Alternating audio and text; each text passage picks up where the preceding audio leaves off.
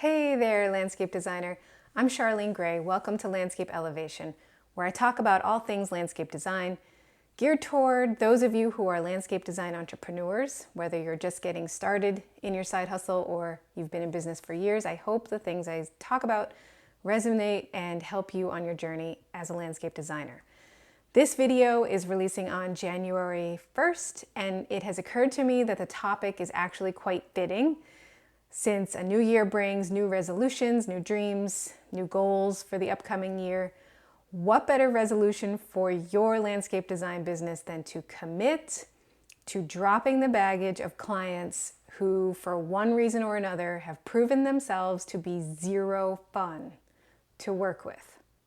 Or better yet, commit to not even embarking down that designer-client relationship path with those folks who gave off bad vibes since your very first meeting, but you didn't listen to your gut and you didn't listen to those early stage red flags. So you forged ahead with working for these bad, not good for you clients anyway. So if you need to better screen your clients from the get-go, you need to download my free guide. It's an example client questionnaire. The link is in the description to this video, and it guides you through the questions you need to be asking every single client, every single potential client who comes into your life. Okay, well, let's say you hadn't found me yet, so you hadn't downloaded my client questionnaire and made your own, or maybe you did, but you haven't had time to make your own yet. And now you're in this stressful, weird, annoying relationship with a client who you just need to be rid of for your own sanity and peace, not to mention to free up your time to spend on better, read that as normal paying clients. So once you're feeling this, the feeling doesn't usually go away. So the sooner you act on it, the better. And the act you need to perform is called fire the client. Now, what does it mean to fire a client? Firing a client means you cease working for them. You halt all progress on their project. It means you tell them you're finished designing for them and now they need to find someone else's design services. So how does it get there? How do we get to this point? Why do you need to fire this client? Very basically, it's just that working for them is not a good fit for you, for whatever the reason. The client or the job simply stresses you out and the pay isn't worth the mental energy.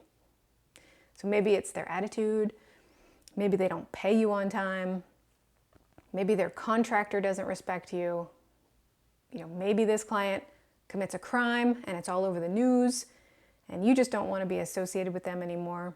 Or maybe you've realized the job is just too big and you're in over your head. Or maybe you've realized this job is way too small. I don't have time to fit it in. So whatever the actual reason is that the job is stressing you out and taking up too much of your mental energy, working for that client is revealing itself to not be a good fit for you. And as an independent landscape designer, you are your own boss. So you get to make the decision to leave that particular relationship and situation. So how do you do this? How do you fire a client in a way that is professional and does the least damage to your reputation? And to answer that, I would say, well, it depends on the situation and where you are in the design process. So how you fire a client? I'll start by saying, as a self-employed landscape designer, this does look a little different from walking away from a W-2 salaried or hourly position with an employer, because your goal is to keep looking and acting like a professional, even when you may not want to, because you want to keep your positive reputation. Yes, you can keep a positive reputation while firing a client. You just need to treat the situation and the client with some thought and respect and strategically plan and execute your exit. So when you're leaving a W-2 job, most folks leave either by number one, giving no notice at all. They just, in an instant stand up and walk out the door. Or number two, they give their boss 2 weeks notice, a month notice, or even 6 months notice. So I have left W-2 jobs in both of these ways. I won't get into those. But as a self-employed landscape designer, I would suggest leaving the job a little differently than these typical ways of leaving a W-2 job. Why? Because when you're out there working as your own boss, you are the boss. You're the one in control of the communication and the workflow of that job. You're in control of that design phase and the design process. The workflow, during construction phase can be more out of your hands, but you still have control over whether you fire. You may just need to be more flexible on when, such as waiting until a phase is complete. But once you've made the decision, you can go, if you made the decision that no, you cannot go any further on this project, I need to end this relationship. And in all cases, do so. Keep the explanation short, keep it very tidy. Don't over-explain. You don't need them picking holes in your too long explanation and continuing the dialogue. You just need to cut it and be done with it. So here's how I would suggest doing this, depending on where you are in the process. So look at where you are in the process and basically, when is the next logical stopping point?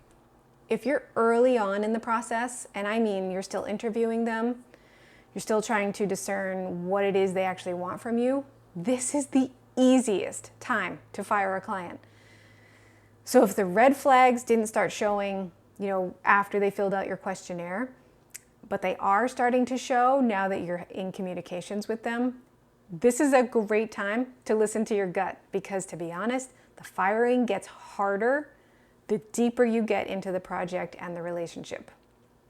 So at this point, it's super easy. It's an email saying, thank you for your interest in hiring me as your landscape designer, but based on our conversations, it seems to me that what you really need is a landscape contractor to help you put your ideas into action.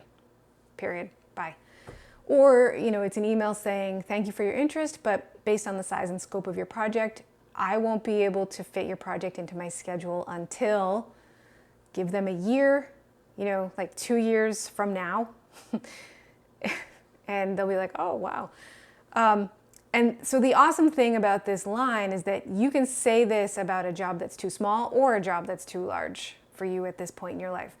And you don't need to specify why. Remember, don't over-explain. Keep it short and simple. Just say it like it is.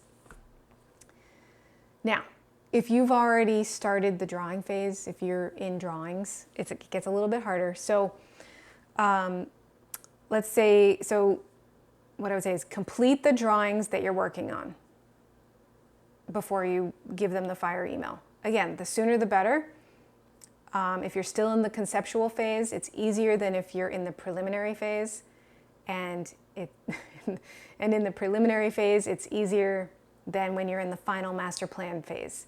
In any case, the longer you stomach the pain of working with this client, the more awkward it is to fire them, because you've known them that much longer. But regardless of this, you still need to do what you have to do. So decide when it's going to be, bill them for work to date, get paid, and then send your goodbye email. And again, short and simple, don't over-explain, but do get your point across. And try to keep your point situationally related rather than personally, personality or character related. Okay. Now, if you've made it all the way to the construction phase or phases, leaving gets more complicated because you are so much more intertwined in the project. Not to mention, you're earning more money off this job because of your on-site hours and the markups you're getting on materials and installation contractors, etc. So at this point, you obviously have to consider whether you just suck it up and see the job through. I mean, you made it this far, So yeah, you're finally making the real money, you know, you're in the part of the job where you're actually at the real money making part of it. So depending on the situation, just trust that you'll make the call that you need to make, whether that's sticking with it or firing. And just do yourself a favor and promise yourself to be a better red flag reader next time. And if you do fire, yes, you can still keep your explanation short and simple, and again, situation based, rather than attacking personality or character, you know, on their part or contractor part or whatever. Okay, so that's it. That's my take on how to, you know, why and when and how to best fire a client when the situation, for whatever reason, isn't working for you anymore. And again, the sooner you realize this, the sooner you see those red flags, and the sooner you act on them, the easier it is to drop that, you know, bad for you client and continue just scheduling your time with the good for you clients. Now, as I mentioned earlier, one way to spot those red flags early on is to create and give each potential client your own client questionnaire. You can download mine for free using the link in the description below. Use it word for word if you want to. I don't care. Just do it, like maybe today, and, you know, create your own client questionnaire. Give it to the people who are interested in your services before you even consider getting on the phone with them, going to their house. Anyway, thank you so much for joining me and watching Landscape Elevation. And remember, I love hearing from folks in the landscape design community. If you're a landscape designer and you have questions or a conversation to start, please share them in the comments or reach out to me directly from my website, landscapeelevation.com, where you can also find my example client questionnaire PDF guide, but I also have my 5 steps to prepare for a successful landscape design right on my website. Okay, thank you. Take care, and I hope you have a really, really great week.